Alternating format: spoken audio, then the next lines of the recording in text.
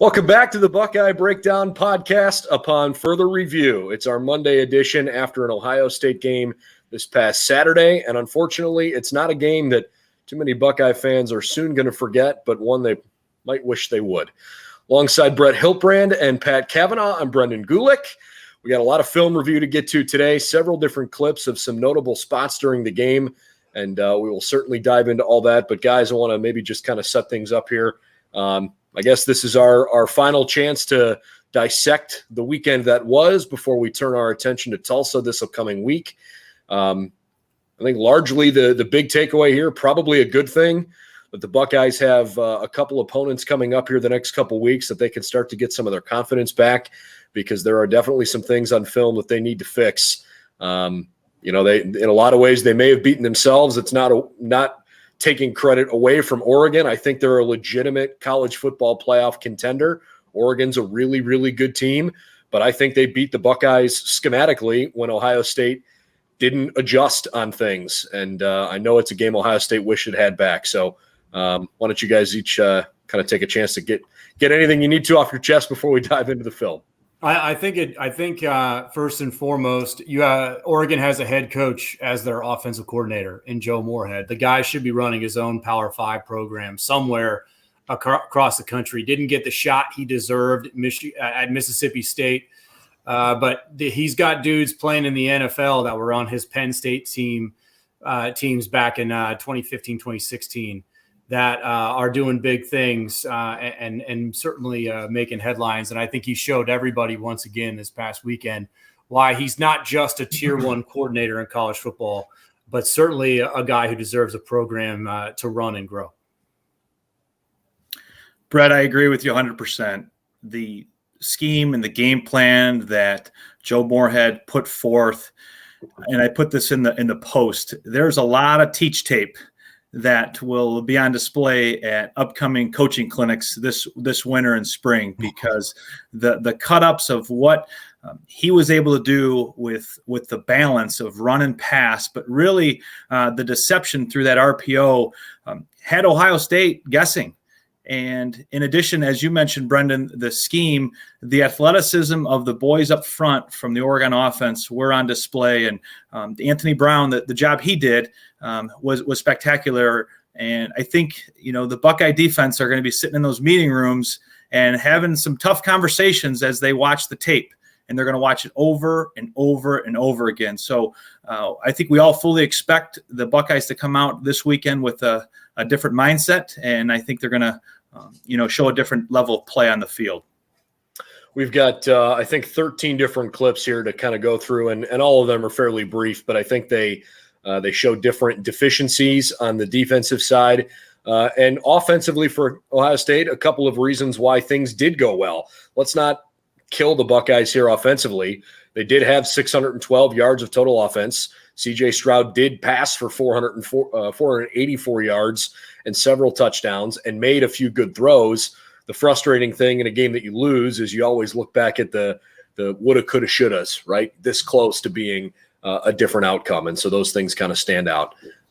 So without further ado, let's kind of jump into to some of the film. We'll pull this up here, and again, we'll just kind of go through a couple of these at a time. If you want, you can follow along with us over on our website as well, BuckeyesNow.com. We've got this story posted. We'll just kind of break down through some of these clips. And a quick reminder for those who are listening after the fact, you certainly can listen live with us on our YouTube channel. We also stream on our Facebook and Twitter platforms. If you are live and you can't always catch it live, know that you can listen to these on demand wherever you like to find your favorite podcasts.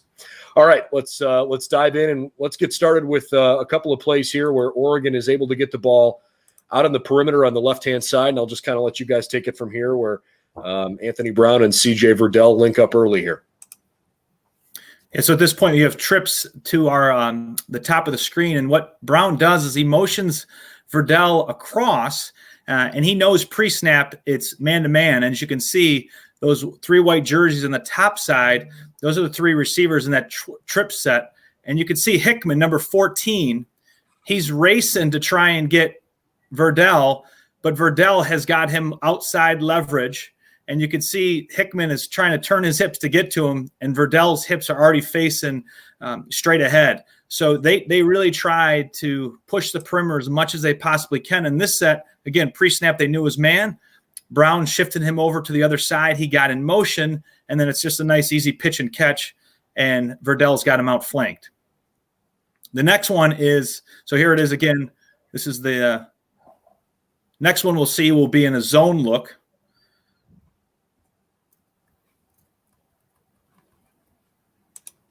You'll notice very similar type of play, but just out of a different formation and a different coverage by Oregon. Right here, same thing. It's Hickman again on Verdell. And Verdell's got the outside leverage to him, and he's just trying to play catch-up. But this happens because of good technique before the snap as far as Brown recognizing the coverage and also the play calling. So 2 different plays against 2 different types of defenses, similar result. And they have Hickman on the side having a really tough task of covering Verdell out in the boundary.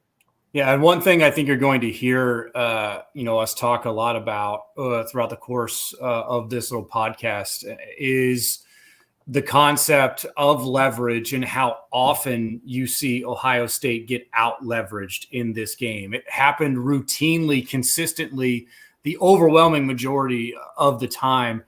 And the craziest part about it, I think, in hindsight being what it is, guys, is Oregon knew it pre-snap pretty much every time. They knew what they had before the ball even gets snapped into play, that they probably had a good chance of not only getting positive yardage, but really making good things happen. And both of these 2 clips are from pretty early in the game, right? They're early first quarter. So, I mean, to me, there's some element of early in the game, you kind of figure out how your opponent wants to attack you. You know, a lot of these first or second drive plays are scripted, right? It's okay. Let's go out with this set, these plays, and see how they go, and then adjust from there. So obviously in a 1 touchdown game, everything gets put under the microscope. But for me, I don't necessarily overreact to what I saw in the first quarter, especially, again, early in the season when maybe you don't have a ton of film on an opponent. I didn't watch film of Oregon versus Fresno State, so I'm not sure how much Oregon would have done this the week prior. But to me, this was more about, what the Ducks were trying to do specific against the Buckeyes. Maybe a question for both of you here. How difficult, whether it's man or zone, how difficult is it to defend a look like this when running a single high safety like the Buckeyes do? It's very difficult because when you have the single high safety, you're that position with the free safety over top, he's got a lot of room to run. So you're basically on an island as a defensive back. And the way the Oregon Duck offense attacks you with that RPO scheme makes it very difficult to know, because then we'll show some clips later where the secondary, the Buckeyes, are attacking it as if it's a run, and then they get beat deep over top. And then there's other times where they're attacking it like it's a pass, and they get beat on the run by getting sucked inside, and then the receiver or the tight end just blocks them on down. So you really, when in man, in this type of scheme that you're playing against, have to play for both run and pass when you have that single high safety look. So it's a little different than playing man press corner, and all you're trying to worry about is that slant, that comeback, that go route. These secondary from the Buckeyes had to be involved in the run game, and when they weren't, they were exploited. And when they were guessing that it was a run, they got exploited with the pass game too. So, very difficult test for them. And I think we saw that in multiple series of the game. Brendan, go back to that clip that you just played, and we'll kind of point something out here that I think speaks a little bit to – don't even play it, just keep it paused here for a second. It speaks a little bit to kind of what we're talking about,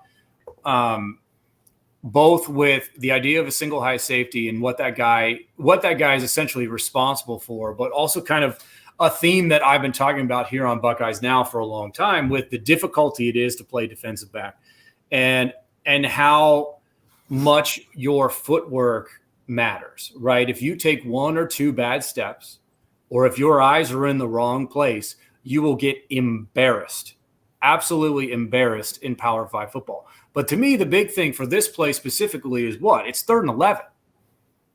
It's 3rd and 11. Like, you know that, and watch when you play this, watch the 3 down linemen for Ohio State D linemen, and what kind of was a theme that we saw from Oregon in kind of this RPO style offense from Joe Moorhead. More often than not, when it's those first 2 downs where it's not necessarily an obvious passing situation, every Oregon offensive lineman is blocking like run. So this is a transition type rush for Ohio State's defensive linemen, right? So they're on their heels more often than not that we saw in this game. This is not that scenario. This is 3rd and 11. This is the Rushman package. This is everything that we've been talking about with Ohio State football, Larry Johnson, the pedigree that defensive line group offers.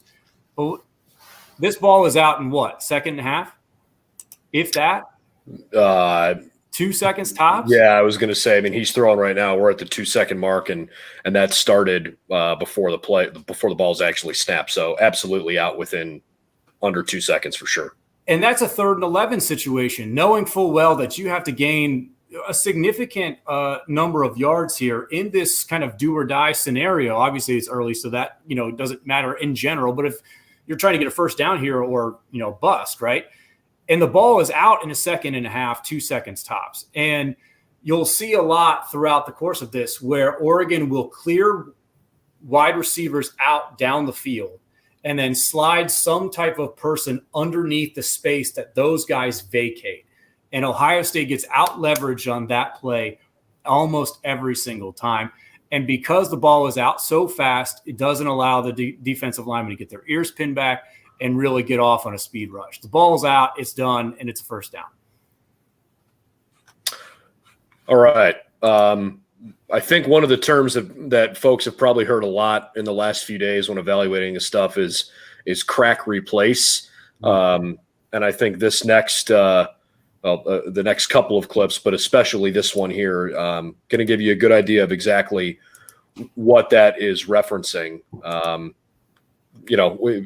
Pat, you talk a lot about these 1x3 sets where you've got one receiver here and 3 receivers out this way to basically make life difficult on the defense and try to give yourself a numbers advantage. Let's talk through here. This play runs a touchdown to the near left pylon, but why was it so easy for Oregon here to basically beat the Buckeyes to this pylon? Yeah, so I say the first thing, pre-snap, they're in man-to-man coverage, and Anthony Brown knows that, and Brett alluded to this earlier, but based on the footwork and oftentimes where the eyes are for the defensive back. So with that being said, Brown and Oregon know what they're going to get on that short side or that boundary. And so what happened here is the left receiver, tight end, he cracked down, and the linebacker / safety, the hybrid here who's covering him, he pinched in, and there was no over-the-top alley player. So you can see the action right here. Brown's got a nice mesh, and at this point, you freeze the tape. This big fellow who's pulling has got nobody to block. I mean, this is like textbook from an offensive line standpoint. Mm-hmm. And the Buckeye defender who had that edge wide receiver, he came in hard inside, and it was a pretty easy block, and it actually ended up being a 2-for-1. So again, we've talked about this a lot, but it's been about numbers, it's been about leverage, and Moorhead created this situation here well where they knew they're in man and they exploited it. But you can see the bottom of the screen here, the Buckeye defender, he's going to fly inside from that, thinking it's going to be a run inside, and it creates an even easier play on the perimeter. And the offensive lineman, who's got an option to block number 9 there or just keep going forward, he goes forward, and actually 9 has nobody. So he's in a tough predicament there, Zach Harrison, and he actually doesn't take on anybody, not the running back, not even Brown. So when that happens, it truly is like a crackdown read with a lot of opportunity on that short boundary area. Yeah, essentially what that Oregon player is trying to do on that block is get to that outside shoulder of the Ohio State defender. And when I say outside shoulder, I'm talking about the near side of the field here. So that would be his right shoulder if you're looking at it right now. When he comes inside, he does his job for him. All he has to do is kind of just stand there. He doesn't even probably have to block him really, because there's no way you're coming through me to get to the ball carrier behind me. So it's all about trying to reading that butt and get on the other side of that. And that's what we're talking about with leverage and getting out leverage. Is there's more often than not, a lot of times what we saw is Ohio State kind of in many ways almost kind of like hampering themselves and putting themselves in position to not only be out leveraged, but be out leveraged effortlessly from Oregon. It happened over and over and over. In this play specifically, we saw Oregon run many, many times to great success.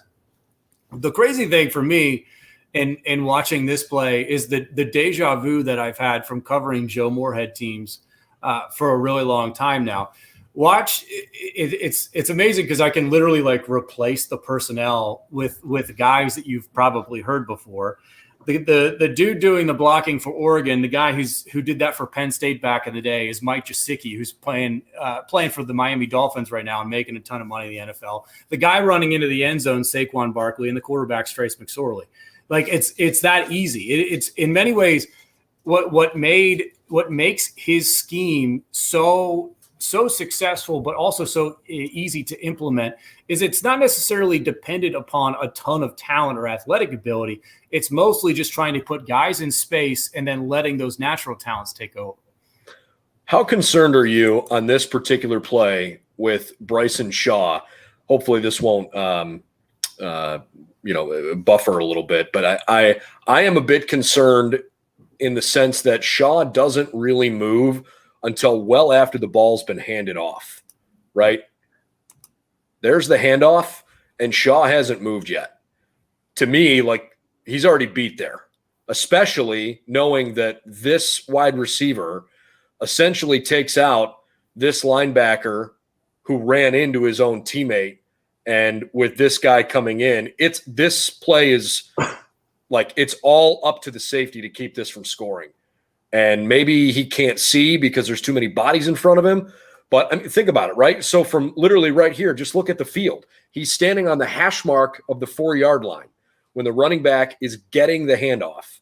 And here we are a full second later when the running back has run a good 6 or 7 yards out toward the numbers. And as a safety, Shaw's moved 2 yards. Like, he's toast, right? I mean, am I misreading that? No, Brandon, that's exactly right. And if you notice, too, his hips don't turn until late. Mm-hmm. I think there's a couple things here. I think, number one, his alignment might have been a little too tight pre-snap. His job here is to fill the alley, and he takes an inside-out angle to fill the alley versus an outside-in to turn everything back inside. And so if you look, I think pre-snap, he's a little tight as far as his alignment, a little close to the line of scrimmage. He's not too far behind the linebackers. You can see, he's just got about 4 yards behind the backers. If he takes a couple steps back pre-snap, because he's not helping topside, those 3 DBs have all locked up man-to-man. His eyes are in the backfield, but with depth allows you better angles to fill alleys in the run game. So right now he's kind of getting caught a little bit with his eyes in the backfield, but can't really see the back coming out until late. And when he does see it, it's way too late. So his hips stay square to the line of scrimmage too long. And I say square to the line of scrimmage, his toes are facing the line of scrimmage. When you have more depth, you have the ability to take a better angle. So I think this comes down to his alignment and the angle that he takes once he realizes the ball has pushed to the perimeter. Yeah, and I think this gives us a good snapshot a little bit. It's 1st and 10, and his heels are basically on that first down line, right? And you have to, I think you wonder a little bit if that. I'd be really curious to see the 2 to 3 seconds before the snap to see if he's maybe a couple yards back and he just kind of starts creeping a little bit, knowing that essentially, because of the personnel that's on the field for Oregon, he's not really responsible for anyone in a man situation, in a man-to-man pass situation. So I wonder a little bit about what his specific assignment there is. If Brown, does the mesh and then drops back, if he's just kind of, a center field at that point. But he's also given and absolutely given no favors by the outside linebacker there, right? In that, at the very least, since no edge is set, and Zach Harrison doesn't know if it's run or pass until the ball's behind him, basically, because he's not able to read the offensive lineman blocking him. And then on top of that, everything kind of shifts inside. The eyes are bad, the feet are bad.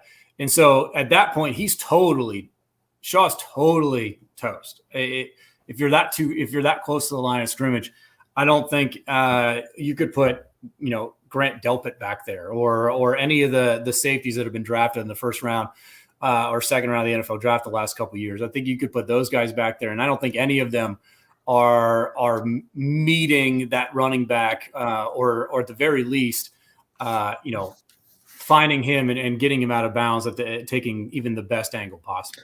I think this is a great freeze frame. I mean, if you're the Buckeyes, you probably hang this up on the, as a defensive coordinator, Kerry Combs is probably hanging this up on a board or something for his guys to see. I mean, it's just a wall of white jerseys. And to me, like with Verdell literally here with a lead blocker lineman with nobody to block and these guys blown up, it's literally a matchup, depending on the speed here, of Verdell to the pylon. Can he get there before this lineman could possibly get to the safety Shaw? Now the lineman scores a touchdown. If the lineman's carrying the football, he scores a touchdown there. You know what I'm saying? Like that's kind of the point, is that not only did they beat Ohio State with scheme, they didn't even necessarily have to beat them with a ton of team speed, right? It just was so perfectly executed from their standpoint, and then misexecuted from Ohio State's standpoint, that it worked into situations like this where it was almost too easy. All right, let's move down to now the second touchdown for Oregon. Obviously, that was the first score. This is basically the same kind of play, guys. These next two, one will be a kind of a sideline view, and then the other one will be a drone view up top. But it's the same play, but it's run out of a different formation.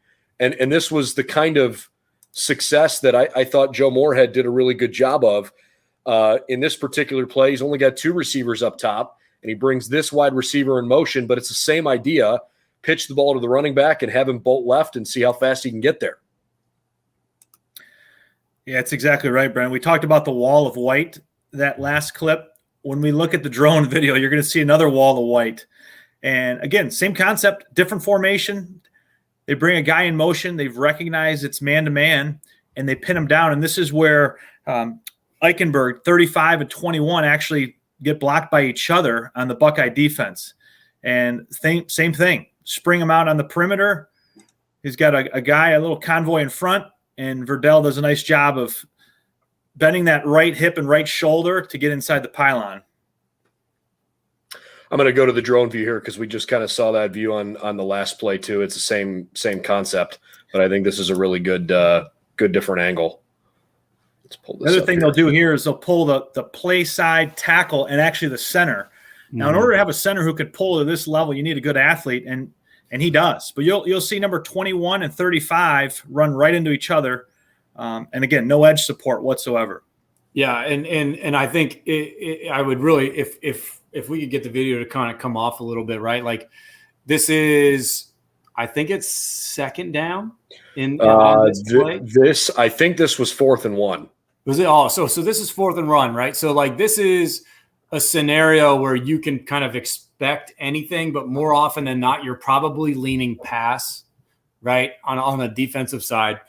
But look at just here. Where if you even back that up 1 second, look at where the Ohio State defensive linemen are after maybe, the first, say, like 3 steps from everyone, right? So if you play it, go up a second, look at how much further up the field Oregon is compared to the Ohio State defensive linemen coming up out of their initial stance.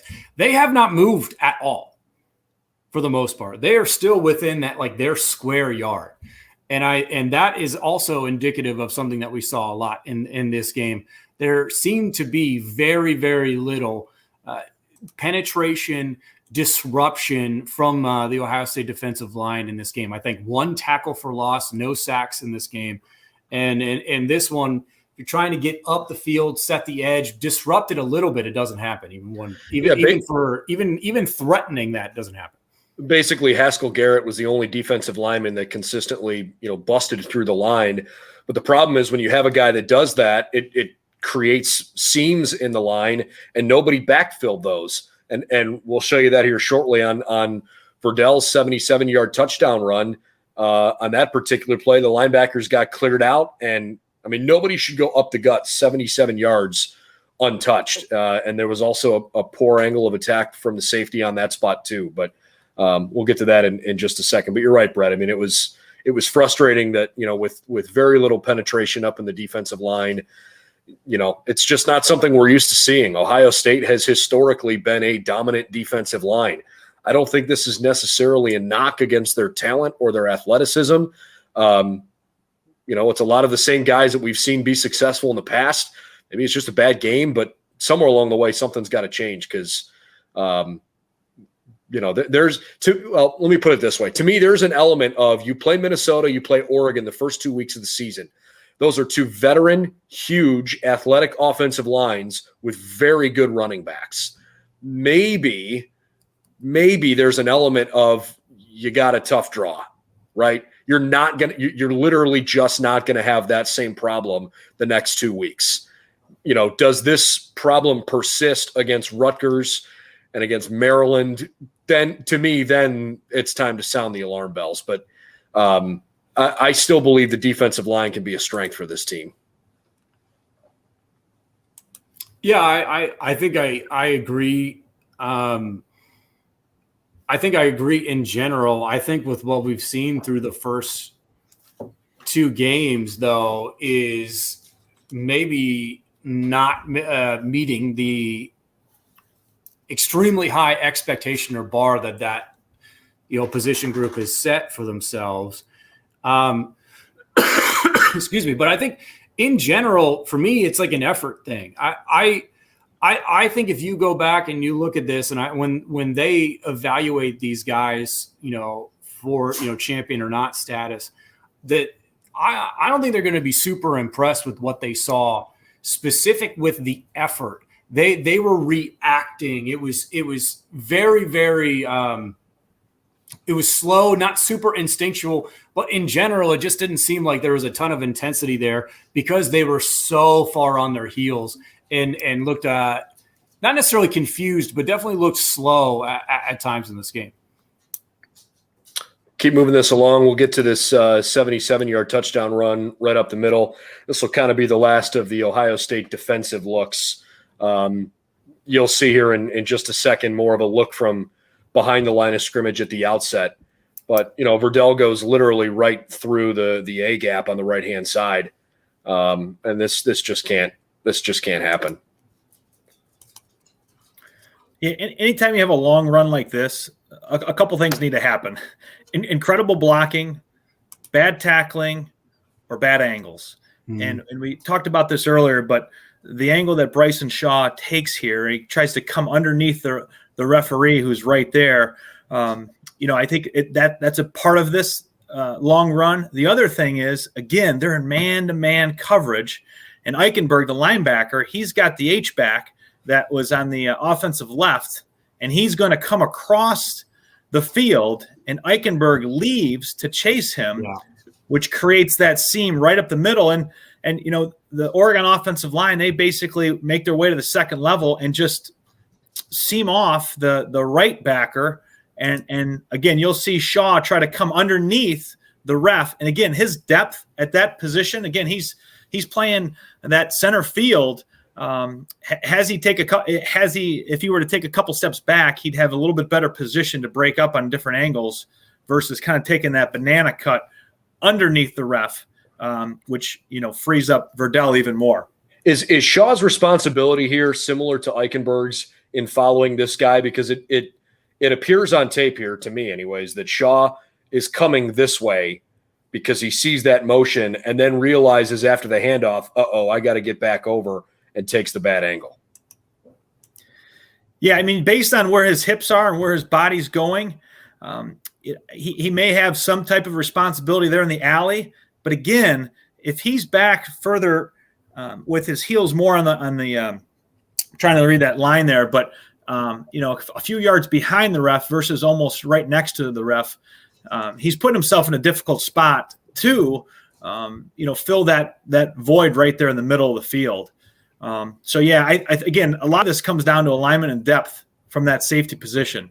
Yeah, and I think this is a little bit of experience too in Shaw's case, the lack of experience. If you go back to the very beginning, if he is responsible for that, I'm going to call him a tight end, but I don't know if he necessarily is. But I'm talking about, if you're looking at the top of the screen, that would be the fourth receiver down outside that far left tackle. If he's responsible for that guy, which I'm not entirely sure he is, I would ask the ref to move maybe another yard or two to his right, because I don't want to have to come across that ref's behind if he releases up the field, right? And I think he's also leaning. He's on one foot. So I think he's already thinking, I'm going backward to begin with, right?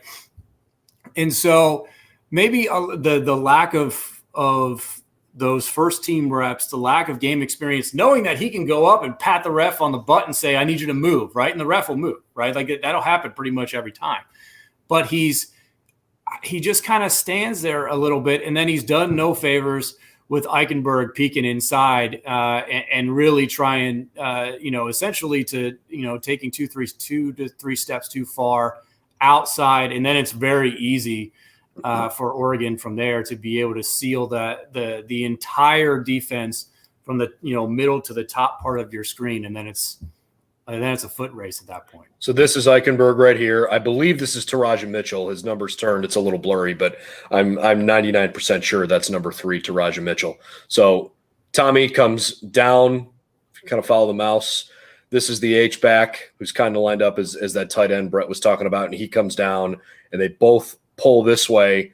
Tommy almost takes out Taraja, which opens up the middle of that field, this lane right here, and the bad angle from Shaw essentially is what springs this play. But look at what we're talking about when I'm kind of hitting on the lack of defensive penetration there. The previous frame, the only person who's off the ball is that right inside defensive lineman for Ohio State. Everyone else, he's across the line of scrimmage at that point. That Oregon tight end's in motion. Everybody's moving. There's one player on the Ohio State defense that looks dynamic, on the Ohio State defensive line that looks dynamic and in position to be able to maybe disrupt something and throw Oregon kind of off schedule.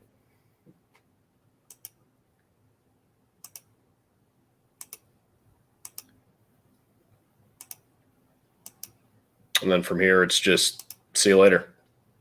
I do think the ref does Shaw no favors with what he on that play specifically by literally just standing and then opening back to the field, back to his chest to the open side of the field rather than maybe just getting forward into the line of scrimmage. And I'm not an expert on referee positioning. So I was just about to say the same. I really don't know exactly what he's supposed to do there, but I kind of feel like he maybe does Shaw no favors by essentially turning with the play.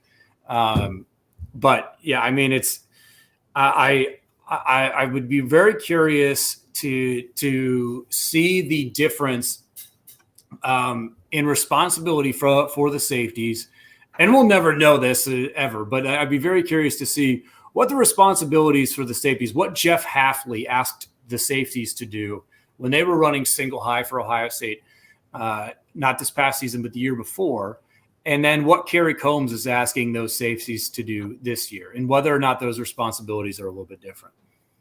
Let's go to the offensive side of the ball here for the Buckeyes. And again, obviously it was a tough day defensively, and we could beat that to a pulp. But there were some other good things offensively that I thought came out of this game. And Pat, I know you kind of went through this a little bit in your breakdown here. These tempo plays were brutal on the Oregon defense. Yeah, a couple thoughts here. The first one, if we play this one back, you could tell the speed by just watching the clip that happens in between plays. The ref isn't even fully lined up quite yet in the middle of the field on the Oregon side. And then the right defensive end for the Ducks, the guy barely even gets in his stance. So we talked a little bit about this last week leading up into this game, the tempo that the Buckeyes look to implement each and every week is a testament to the conditioning of the O-line, but also their ability to get up and get the rock in the hands of a player like this. And when you're able to do this, it definitely puts the defensive team on their heels. So again, we show here an example of a run, and then the next one will be a pass. This is a great run by Mayan Williams. But you're right. I mean, it's, the conditioning and fitness of the offensive line is a huge reason for why the Buckeyes offense has been so good through these first couple games. They didn't give up their first sack of the season until literally the final 3 minutes of the fourth quarter of the second game. In the first game of the year, the Buckeyes didn't have a single negative play, not one. Had a handful in this game, and obviously the 2 late sacks hurt. But, the offensive line should be a strength of this offense for sure, and I thought in a lot of ways that it was. Brett, any thoughts on this before we go to the other tempo pass play? Yeah, I think it not only does it mess up the refs, it messes up the broadcast. They're showing tight shots of the guys who made the tackle on the previous play, and then they get right back to the game camera, and boom, the play's basically snapped at that point. I do think in a lot of ways, the offensive line almost looked more comfortable in going tempo than they did regular, right? Going as normal, which I thought was really interesting. The other thing too is I think we're starting to kind of distill the and making more clear kind of the picture of the hierarchy of the running backs for Ohio State. Mayan Williams gets the first 2 series in this game, and I think he was coming out flying for sure and looks hungry, running angry, always downhill. And I think that's a good thing for Ohio State for a number of reasons. But for me, I'm loving what Mayan has shown these first 2 games. Not just with the natural running ability that we saw, him put on display for 4 years at Winton Woods and everything that he did down in Cincinnati, but the fact that he is shed some weight, is now showing some top end speed at, getting to that 3rd and 4th stride of beating guys who maybe even have an angle on him. That's special, and that's maybe nothing less than we expected from him. So I'm really happy to see him playing well. Let's go to the quick tempo pass play. Your better angle of this is going to be kind of the second half of this clip because it happens so fast. All of a sudden, C.J. Stroud finds a wide open Garrett Wilson for a touchdown. But really, the best component of this is this angle, right?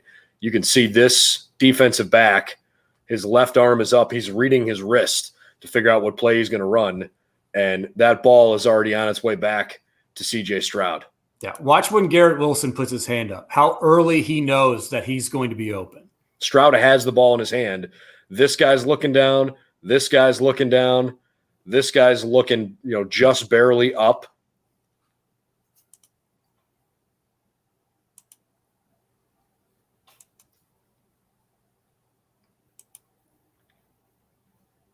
And the other part, and Brett, you alluded to this, but receivers and quarterbacks that have good harmony between them and good nonverbal communication, when they see something like this where the DB is not fully aware of what's going on or in a position to cover, he'll simply raise his hand, and Stroud knows exactly what he's doing. So I'm not convinced that this was a go route. No pre-snap. No way. I think the ball was snapped. Wilson put his arm up, and Stroud knew exactly what to do, where to throw it, and 6 points. Yeah, I think if you go back to, I think it's great scheme from Ryan Day in that whoever is lining up in the slot there for Ohio State, and I think it's one of the tight ends. I think that's right here. Ruckert? Yeah, Jeremy Ruckert right here. Okay, so essentially what they notice pre-snap, and I think this is stuff that we've talked about before, is that CJ Stroud at that point eliminates the entire left side of the field, knowing that he has those two guys. And essentially what they're going to do is they're going to force that safety to make a choice. Who am I going to cover at that point, right? Where is that safety looking? Where are his hips? Where does he look like he's going? And then on top of that, the fact that you have that the Oregon defense maybe a little bit on your heels, it's just a quick look from Garrett Wilson, a wave, a nod, something, and then boom, it's an easy throw. But on top of that, I think pre-snap, they knew that they had the look that they wanted just simply because of those two guys and what that safety was the decision that safety was going to have to make. That safety had no choice but to cover Ruckert because Ruckert had already blown past the linebackers, and Garrett Wilson is literally right next to this corner who is still looking down at his wrist and doesn't realize the ball's been snapped. I would guess that route is probably either for Garrett Wilson is probably a almost like a clear out post of some kind, and then Ruckert is going to come out but it totally, there's no reason at that point because that you're beating the one guy that you have to beat. Yeah, and good maturity and recognition from all those guys, especially Stroud and Wilson to just say, hey, this is open.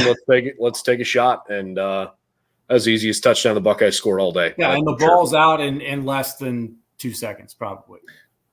Yeah, Brendan, can you go back to the first clip? Just want to point something out. If you look at the bottom of the screen, this tells you how fast the tempo was. If you go right to the beginning of the play, the yard marker on the sideline, he hasn't even gotten to a spot yet.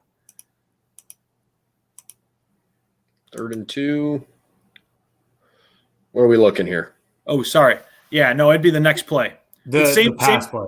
Yeah, same exact play from the different camera angle. You're talking about this one here? Yep. Oh, yeah. So if you look at the bottom of the screen, he's literally has a yard marker behind the play. Come on, man.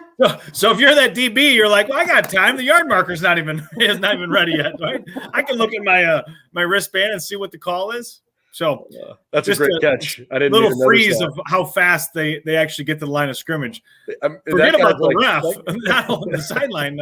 Sticks aren't even ready to go yet. That guy's like 10 yards from being at the line of scrimmage. The ball has already been snapped. That's a good catch. I didn't even see that. I love that. Love that. Do we? What was the previous play to that one? Do we know? Do you remember, Pat? At any point? I remember that it was something run in tempo, but I think it was a running play. Off the top of my head, actually, you know what? I could tell you exactly what it was because that was second quarter, 8:47 on that touchdown, and I still have the final stat book up. So let's bring that up. I can tell you. So the reason why I'm asking, and I'm thinking I might be right on this, and this speaks to the depth that Ohio State has, but also the trust that they have in those tight ends, and that they feel very comfortable in, more likely than not running scenarios, letting those guys block, but then also going tempo and stretching them down the field in the passing game. And I think that amount of trust to be able to not have to sub, but to go tempo, knowing that the guys that you have on the field are versatile enough, have enough experience, and you have enough trust in them to be able to kind of do multiple roles, take multiple roles. It was a quick drive. So Stroud to Jackson Smith and Jigba for 26, Henderson a 1-yard rush, Stroud a 1-yard rush, and then it was back-to-back passes to Jackson and to Garrett for those final 42 yards. All right, let's see here. We're moving to okay. This is a play that Ohio State fans are probably still a little sick to their stomach on because I think there were a lot of people that felt this should have been called pass interference in the back of the end zone on what could have been a game-tying touchdown in the fourth quarter here. So this is Chris Olave. You'll see this safety right here, bottom left-hand side of your screen. And as the ball's coming in, I mean, look at Olave's body. He's already being that safety's right hand is pulling on the front of his jersey and turning him, and you can see the ball right here. I have no idea how that wasn't called PI, but anyways, that's not the initial reason why you selected this clip. So I don't want to get too far away from that because you were a little more focused on the pressure they brought on Stroud late in the game here. But I thought that was a pretty obvious PI that the whistle got swallowed on. Yeah, for sure. And this is just what I touched on in the breakdown here. The C opens here for this blitz, and the key here for the Duck defense is to try and put Stroud in a position where he can't set his feet. And this is a pretty nice blitz because it comes a little delayed, but when it comes, it's right in his face. And who knows what the outcome would have been had the blitz not taken place. But this is just a testament, just a small example of some of the different packages and heat that the Ducks were trying to bring to, again, put it right in his face. Here we come. We're going to go right at the freshman quarterback. We're going to blitz right to his face and see what he can do. And then you can see right there, he's got a dash to his right, not be able to set his feet and force a more difficult throw. Can you go back to the very beginning? Because I'm kind of wondering if he misreads how many people are on the boundary side of the field here. So in my mind, and again, we don't know the specifics of the assignments here. Well, you have the tight end there in the boundary. I would have probably tried to switch the running back to my right side, knowing that there could potentially be an extra guy out there in the linebacker, and that ends up being the blitzer. I think that's Master Teague in the backfield. Nope, it's Travion Henderson. Okay, so it's Travion Henderson in the backfield. He doesn't end up picking the guy that he probably should be responsible for. So I think that's actually a safety blitzing. And because of that, Master Teague holds for a second, releases. Travion, holds for a second and releases. So I think maybe they missed that a little bit pre-snap per se. But in general, I think it's really good scheme from Oregon to be able to, and it's a really good play from that defender to not give that away, to be able to hold, to be able to kind of disguise that a little bit. It's really smart, and they end up executing it pretty darn well. But on top of that, CJ does extend the play long enough to be able to make something happen, and I think he deserves credit for that. Threw a little bit off his back foot, but for the most part, I thought, not a terrible play as a quarterback. But Pat, your point well received that I would think especially with a guy who's played as little at this level as CJ Stroud, opposing defensive coordinators are going to do everything they can to put him under duress and try to make a fast game, have to be processed even faster. And yeah, I think CJ has got the mental capacity to do it, but it's not going to look perfect early on. And unfortunately it came at a costly endeavor on Saturday. Just kind of going through the rest of this here. Are they hat on? I'm curious to see if they're hat on a hat pre-snap on the left side of the offensive line. 1, 2, 3, 4. No, okay. So the running back might be in the right place then. I think it's just good defensive scheme and a good play from that defender to be able to just kind of hold off long enough to think that he, to essentially for CJ to consider that he's not coming on blitz. He's the tight end on that side of the field too, so that makes sense. And then I think a couple of incompletions that were pretty frustrating from Stroud. These are early in the game, but unfortunately we've seen this now quite a bit from Stroud. His misses have tended to be high. These are actually back-to-back plays, 3rd and 7, and then 4th and 7 from Oregon's 31-yard line. This is the Buckeyes opening drive. This play is going to come to this receiver, Jackson Smith-Njigba, who's basically going to sit down right here. And maybe it doesn't look like it's a terribly high pass because Jackson is so athletic and tends to catch everything, that a ball that's up here usually isn't a huge deal for him. But if that ball hits him in the face mask or in the chest, he's got a first down, and who knows, the Buckeyes, you would think, at least get points out of this first drive. So some frustration in the fact that this was an overthrown ball. Pat's getting a call. Yeah, he's a busy man, folks. This is a guy he's a busy guy. This is what happens. Is this the play that hits Smith and Jigba in the hands that he probably should catch and doesn't? Yes. Okay. Yep. I mean, he ran a great route. I thought he ran himself open. You could see the frustration from Stroud. I mean, I think as he taps his chest, I think CJ kind of realizes that's a throw he's got to make. Does he take one too? He might take one too many steps on the drop back. I'm not sure because I don't know how on time that is. You know what I'm saying, Pat? Like that looks like he's just a half second late in getting the ball out to me. Yeah, it looks like he's in a decent position to make the throw. And his feet and his base look pretty good. Yeah. I just think he overshoots it just a little bit. And again, this is one where you think about a freshman quarterback, first home game.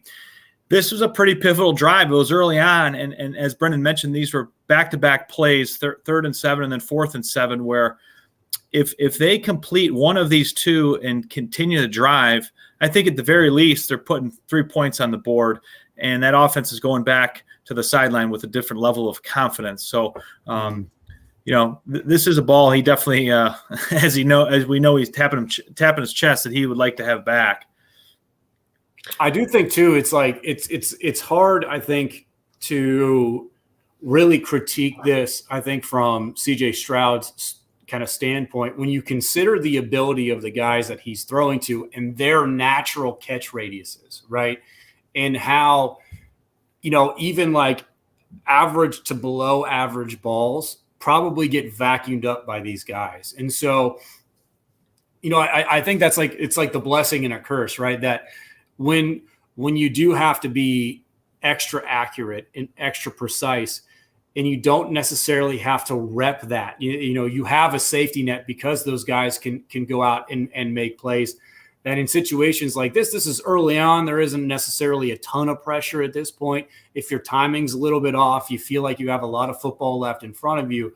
But it's like these little moments when they do fall incomplete or when the ball does go high, and that they add up over the course of a game. We'll watch it through one more time here, but obviously this was just this was really disappointing. But to Pat, to your point, I mean, I do understand the maybe the adrenaline, the freshman mistake of just trying to settle down a little early on. But CJ knows he's got to make that play, and I guess I trust Ryan Day to get that corrected. I don't know if it's a mechanical thing for Stroud, but the overshooting receivers has got to stop. And here's another example, right? And now that it's been a couple weeks in a row, I think that's fair to bring up. 4th and 7, the exact next play, and we freeze it right here. CJ's released the throw. The ball is right here, and you're talking about looking for Chris Olave, and this goes fluttering several yards over his head. Yeah, and this is a play where Stroud does a nice job of stepping up in the pocket, and he's got a really nice window to throw the ball. He just misses him. And, this wasn't a situation where the pressure, I think, disrupted his rhythm as a quarterback, because these are drills that quarterbacks work on all the time. They drop, and then they step up in the pocket, they set their feet, set their base, and they throw. And, he just didn't hit him. And Olave was open. He was coming across the middle of the field. And, again, would have been a big play, would have been a first down, and they would have been inside the red zone. So you got Garrett Wilson here, and then it's Olave, Jackson Smith and Jigba, and Jeremy Ruckert. And, again, opening drive of the game, Mayan Williams is in a tailback. Ruckert releases out to the right-hand side. And, frankly, Ruckert is, reasonably well covered here, but potentially could be an option on this play. Admittedly, I thought this was pretty good coverage by Oregon, but it just further punctuated the overthrow that we've seen from Stroud. Because at this point, Olave, if he makes a good throw, there's room here for Olave to catch and turn and not get absolutely laid out to dry. I think they're off time on this one. I'm not entirely convinced that those three receivers, be it Ruckert, Jackson Smith and Jigba, and Olave, if all three run the right route there, because that's three guys in some pretty tight windows, and they're essentially covered by two dudes, right? Like if you freeze it there, so there are three guys, right? Like, I don't know I've watched this play maybe 40 times in the last like hour and a half, and I'm not entirely sure where he's supposed to go with the ball here. Other than I think Garrett Wilson is probably in the best position to be able to both catch and run at that point. But I really think CJ Stroud is locked in on Olave really early on, even maybe like 6, 7, 10 yards before Olave gets to the point where he is on the field right here. Because I don't know if I would say like Olave right now is not open. I don't think you could I agree to like 20-yard line back behind that linebacker who's right in the middle of the field, right? So I don't know if you can if he's necessarily open there, but the throw ends up going behind Olave, where Olave is right now, high, long, and behind where he is in the middle of the field here. Now, if he's trying to throw it to one of the two guys underneath, it's a mega, mega high miss. Yeah, because right now, I agree with you. With where Garrett Wilson is, if this is a quick check down and he's running this way, if Ruckert clears this guy out, there's a decent chance that Wilson can catch this and outrun this defender and pick up. He's absolutely outrunning the two guys in the middle of the field. The far side DB who's above the eye and big is not even looking at the play. So essentially the only guy who maybe has a shot at tackling Garrett Wilson is the gentleman in the far left corner who's by the arrow in the 20, right? I don't think that's the only guy who maybe has a shot. If Olave throws that ball in between the G and the hashes to Garrett Wilson, I would bet every dollar I have in my bank account that that's a first down. You got a small bank account? Probably very, very, very small. All right, let's finish on a positive note here with a couple of throws that Stroud did make, because while I think it's fair to be critical of a frustrating performance with some near misses, he has shown the ability to make some really good throws in some fairly tight windows. This in particular was, I think, maybe his best throw the entire day. So this is a touchdown pass in the third quarter with the Buckeyes pretty desperately in need of something to celebrate offensively here.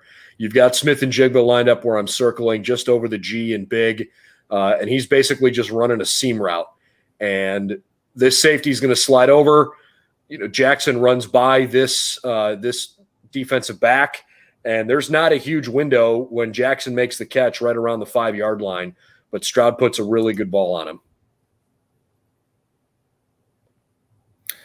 Thing I like about this play, Brendan, is the eyes of Stroud. We'll see it here on the end zone view. He's going to look left and he's going to look right at that free safety to freeze him and then throw back to the right. That simple gesture of turning your eyes to the left away from where you're going to throw, that puts the free safety in a freeze type position, and then you go backside to the right. So we've seen this play probably, I would say, over the last couple of years. We've seen it maybe a dozen to 24 times. The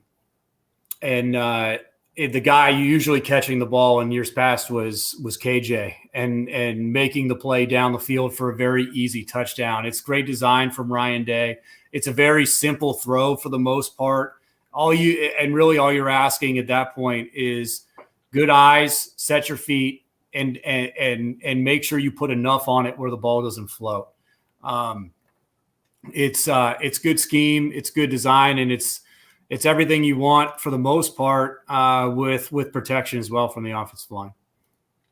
By the way, if you're experiencing a little bit of lagging in the video at home, it's just part of the nature of playing a video while you're streaming like this. But if you go on BuckeyesNow.com, there's no lagging in any of these, and you'll see a fairly clear picture. So if you're interested in watching these back afterward, you can certainly do that. And we'll wrap up with this really, really nice fade ball up the right sideline to Chris Olave. Again, just another tough throw in great coverage, and Olave makes a great catch, but I was really impressed with this throw. Yeah, I would agree. Throw and catch. This would not surprise me if we fast forward to April of 2022 and this catch is being shown on the reel leading up to the NFL draft. Because and certainly Olave's got a lot of other catches that will be included in his highlight reel, but this is a fantastic catch with really good coverage, and Stroud puts the ball in a really, really tight spot. So a heck of a play by the quarterback and the receiver here, and nice protection to be able to get the ball off in time. Got the ball. It's here. a really good ball. We actually saw a similar play on Sunday with the Cincinnati Bengals with Joe Burrow and Jamar Chase. That LSU duo hooking up, but eventually was a touchdown for the Bengals when they played Minnesota. It's almost the same play in the same type of fitting in type pass. But you want to talk about the old quarterback cliche of dropping one in the bucket. That's exactly what this throw is. So it's basically just one-on-one down here on the bottom of the formation. Stroud recognizes that pretty early on. He's not really even worried about this safety. Just makes a perfect throw.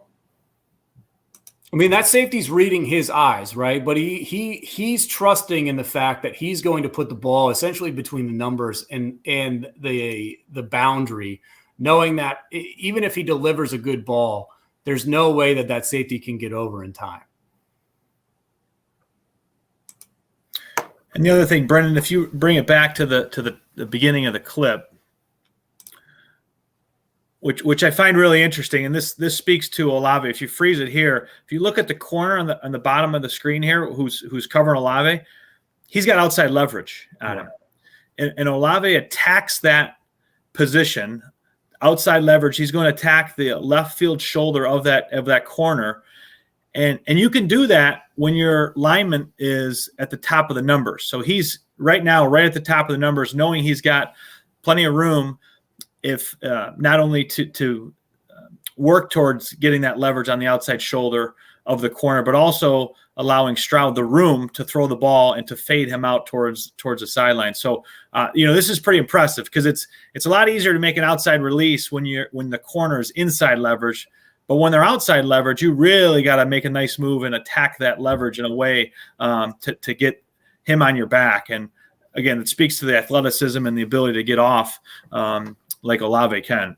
Yeah, I'm a little surprised that DB doesn't open up and essentially concede the hand fight that they have and just try and essentially let him ride that left hip and then force him back inside.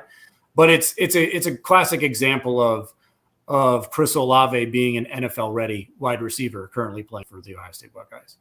And to your guys' point, I mean this is really man coverage here, right? Even though he's lined up on Olave's outside shoulder, this is a one-on-one matchup where this particular defender who's kind of cut off at the top of the screen, but you can tell by the direction his toes and knees and hips are facing, he's trying to force this receiver at the top. I think that's Garrett Wilson. He's trying to force him back into the middle of the field, which would, to me, indicate zone coverage. If you're kind of pushing a guy the other way, that tends to be more man coverage. So maybe you've got a cover three here, but this is straight man to man, and Stroud just picks it apart. Is that a fair evaluation? Yeah, very much so. I mean, this play actually reminds me of the touchdown before half that the Buckeyes scored against Fresno.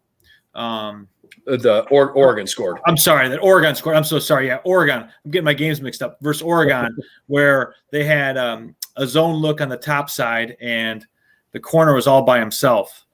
So yeah, I mean this puts the imagine being that corner there covering Olave, but he plays with Oregon, so it's good time football.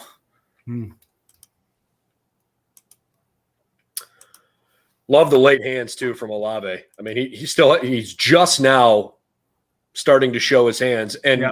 I mean, frankly, that's really good coverage. He is stride for stride, hip for hip with him. This guy hasn't turned to pinpoint the ball, but he's already, trying to read Olave's hands and extending that arm to try to make it difficult. It's a perfect throw. It's a perfect route. Sometimes the offensive guy just makes a better play. But again, I think this speaks to Olave's talent and does show that Stroud has some upside because this is a hard throw to make. Yeah, and that's an NFL play right there for the most part. in that sometimes we're not really necessarily seeing that kind of specific type of route, especially in that scenario or situation. But that I think speaks to the variability of Ryan Day in the playbook, right? In that, like, they are asking a lot of the offensive side of the ball, and essentially what those guys have to master and what they're responsible for, night in and night out. Well, we don't have Tommy Zagorski on to defend his grades, but at least we'll give you the opportunity here to see how our coach graded out the Buckeyes defensively and on the offensive side as well, as we kind of wrap things up. And I think this is a good way of using a grading key. He's going to give an A to somebody who he thinks is playing at the kind of level worthy of winning a national championship. Any grade within the B range, consistently at Big Ten championship level play. C is pretty average. It's good enough to probably have a team or at your position, you're worthy of being in a bowl game. D is, hey, you're exposed and it's a liability, and you're probably home for the holidays, as Coach Z likes to say. And an F grade is losing level play where, repeatedly you're in the wrong spots and you're costing your team opportunities. So these were the defensive grades. He graded out the defensive line at a D+ and basically just said that, if you have no sacks and no tackles for loss and you have a team running for more than 7 yards per carry against you, that's not getting it done. And I tend to agree with that. I mean, that's, it's one game, it's one microcosm, but it's got to be a whole lot better from the guys up front. He gave a similar grade to the linebackers. I will say in sticking up for Pollier, he found out basically 24 hours ahead of the game that he was eligible and was going to be able to play this season. That's obviously a pretty tough spot to be in, even though you've been practicing, the defense, you kind of know your role. It is difficult when all of a sudden you got to switch it on and it's hard to replicate game speed. But there were some frustrations from the linebacking play. And he rated the safeties at an F grade this week.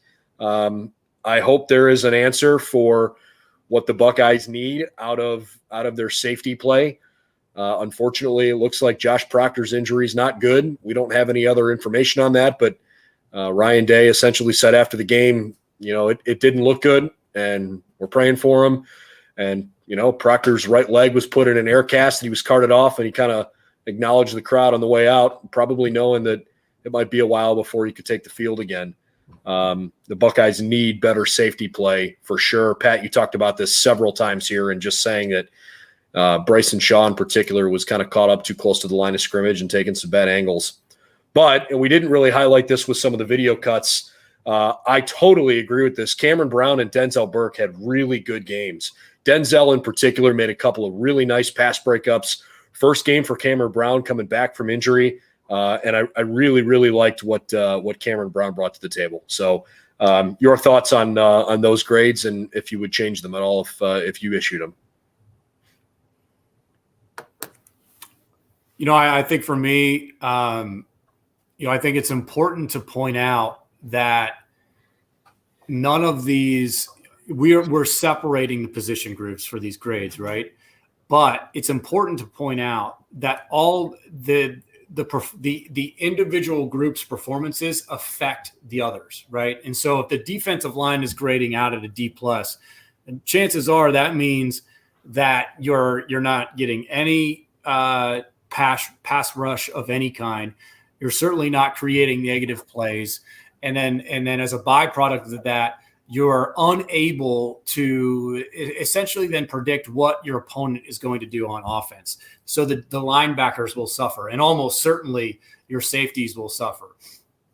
And so I think for me, it starts up front. I think, what he says, what Coach said about Larry Johnson and essentially what they have to do is I think they have to, really rectify some fundamentals.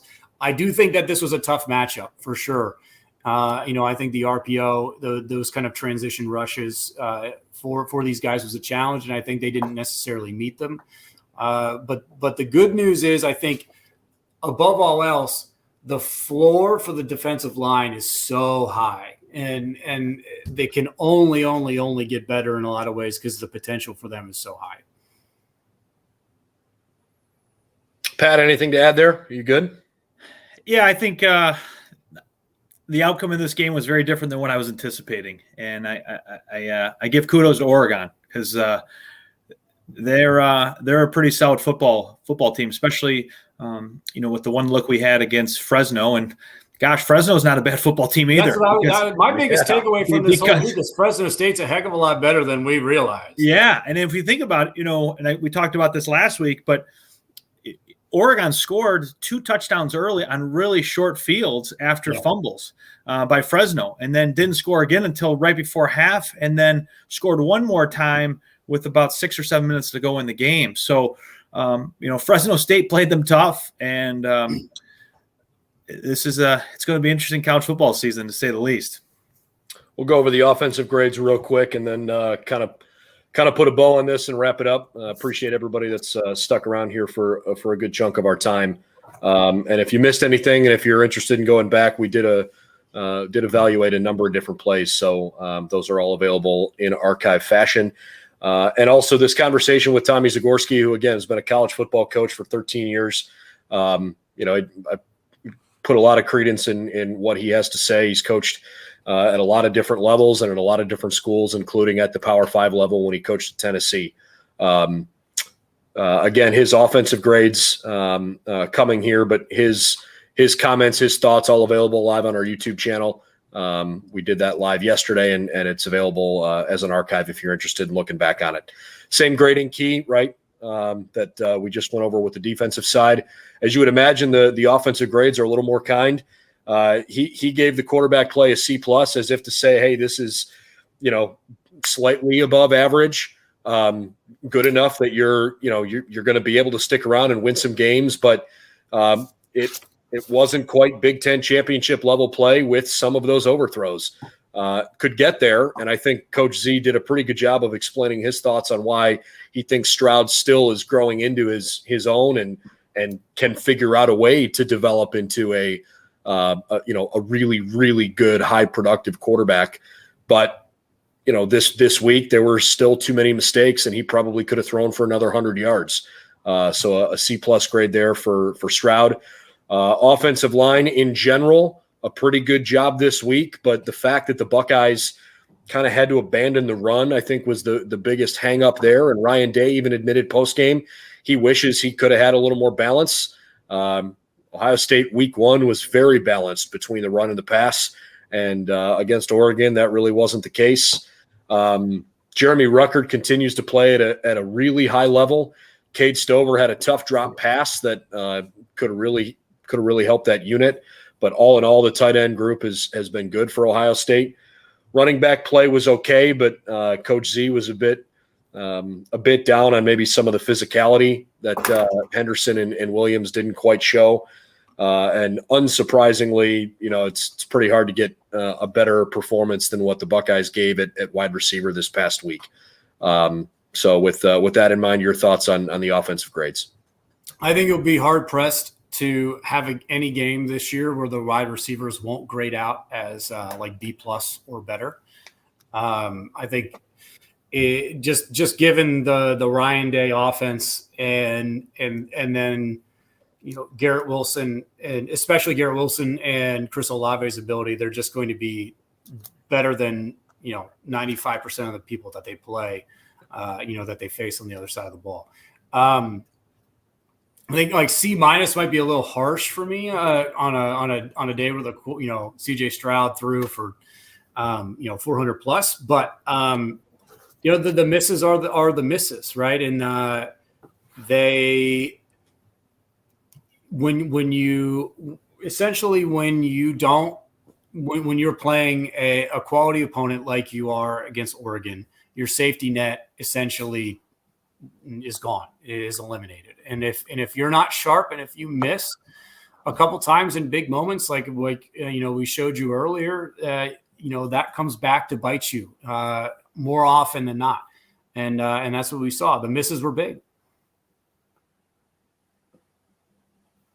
Pat, anything to add there? Yeah, I'm excited to see where they go from here, especially getting back to their Big Ten football of being able to run the ball. I think they had to get away from that a little bit, especially being down. They had to throw the ball, which obviously they did pretty darn well at times. But I think if they can control the line of scrimmage, which at 6'5", 322 across the board, I think in most cases they will. I think that'll certainly give them better opportunities to create some situations where the defense is off balance and they can kind of stay ahead of the sticks and put some pretty good drives together, which I think will be helpful for them. But I think this is a really good offensive team, and I think they got a lot ahead of them. And the more Stroud plays, like any position, the more comfortable he'll get. And I think he's going to be all right. I think he's got a lot of ability, and we've seen, and we showed some of those plays where he put some balls in areas that not many college quarterbacks can do, but he did, and he can. And, as Brett alluded to, he's got some really good receivers and weapons on the edge that will help him out a tremendous amount if balls aren't right where they need to be. I think Ryan Day is exuding a tremendous amount of patience because he's got some young guys that are trying to figure it out against a quality opponent like Minnesota and then a very high-quality opponent like Oregon. And those are two tough games to start your season with. Should get their confidence back a little bit here these next couple of games with Tulsa and Akron. And then it's, nose to the grindstone in Big Ten play. Not that the Buckeyes are going to take Tulsa or Akron lightly, but the opportunity to, have greater success against schools that you are physically more gifted than, there's a much greater likelihood of Ohio State not having to deal with the same kinds of challenges that they've had the last couple weeks during the next couple weeks. So great work, guys. I thought that was really good analysis. I enjoyed your thoughts and feedback on some of those clips. And I think a lot of Ohio State's fan base right now is kind of accepted what happened and ready to just put last week now behind them and figure out a way to try to make this like the 2014 season when Ohio State lost early to Virginia Tech and got the defensive issues fixed and then made a great path going forward. It took an incredible effort in the Big Ten championship game, beating Wisconsin 59-0.